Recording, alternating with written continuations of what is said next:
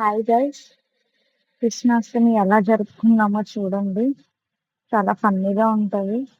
అసలు Krishnashtami early morning చేసుకుంటారు.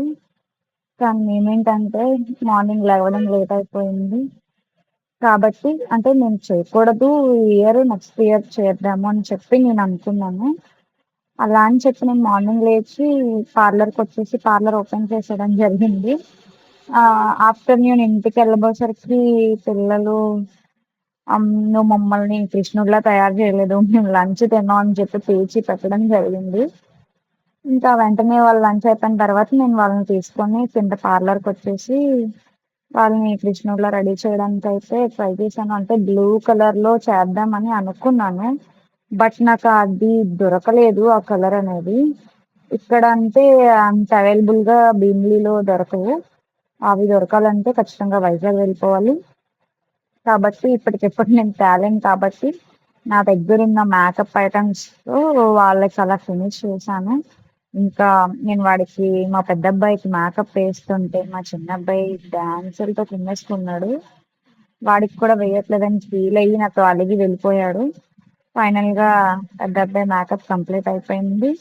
అసలు ఐలైనర్ భలే పెట్టించుకున్నాడు మా పెద్దబ్బాయి. ఫైనల్‌గా వాడు రెడీ అయిపోయారు. ఇంకా తిరిగేస్తున్నాడనమాట. "ఇంకా అవ్వలేదా మమ్మీ నాకిప్పుడు రెడీ చేసుకో" అని చెప్పి మా చిన్నబ్బాయి తిరిగేస్తున్నాడు. ఈలోపే మా చెల్లి వాళ్ళ పిల్లల్ని తీసుకొనొచ్చింది. మా పాపని అదే మా చెల్లి వాళ్ళ పాప ఐ మీన్ నా పాప. ఆ పాపని గోపికమ్మలా తయారు చేద్దాము. ఎప్పుడు రెడీ చేయలేదక్క అని చెప్పేసి చెప్పగానే సరే అయితే చేద్దామని చెప్పి నా దగ్గరున్నవి నా హాఫ్ శారీ మీద వాణితో అలా స్టిచ్చింగ్ చేయించాను అప్పటికప్పుడు. ఆ స్టిచ్చింగ్ అది కూడా మీకు త్వరలో వీడియోస్‌లో చెప్తాను, పెడతాను ఆవిడ కోసం కూడా. ఫైనల్‌గా మా చిన్నబ్బాయి వచ్చాడు. మా చిన్నబ్బాయికి రెడీ చేయడం స్టార్ట్ చేస్తే వాడికి కొంచెం ఇరిటేషన్‌గా ఉంది. "ఏంటి మమ్మీ ఇలా రాసేస్తున్నావు నా మొహం మీద, ఎందుకలా ఊపేస్తున్నావు నన్నని" చెప్పి. ఆడికి అలవాటు లేదు కదండీ! కానీ ఫైనల్‌గా చేశాను. వాడికి కూడా నచ్చింది అని చెప్పేసని అన్నాడు. కానీ సేమ్ మా అబ్బాయి మేకప్ వేయగానే ఇంకా రియల్ లేడీలా ఉన్నాడు.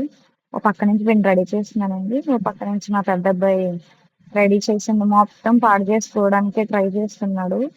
సగానికి సగం పాడైపోయాడు. అయినా మళ్ళీ రిటర్న్ ఒకడికి చేస్తుంటే ఒకళ్ళు నార్మల్‌గా అదే ఒకళ్ళు పాడైపోతున్నారు. అలా చేసుకుంటూనే వచ్చాను. ఫైనల్‌గా మా పాపొచ్చింది. మా పాపని ఇలా రెడీ చేశాను. అంటే నేను ఫస్ట్ అసలు ఎప్పుడు గోపికమ్మని నేను రెడీ చేయలేదు. కృష్ణుడి వేషంలో అంటే పిల్లల్ని ఇయర్ స్కూల్స్‌లో, ప్రోగ్రామ్స్‌లో ఉంటారు కాబట్టి అలా అలా తెలుసు నాకు ఎలా చేస్తారని. కానీ గోపిక అనేది నాకేం తెలీదండి ఎక్స్‌పీరియన్స్. కానీ ఏదో నాకొచ్చినలా అలా తయారు చేశాను. ఫైనల్‌గా ఫోటోస్ తీసుకుందామని చెప్పి మా పార్లర్ ఫ్రంట్ రోడ్డు మీద తీద్దామని చెప్పేసి నేను ఫోన్ పట్టుకొని కూర్చున్నాను.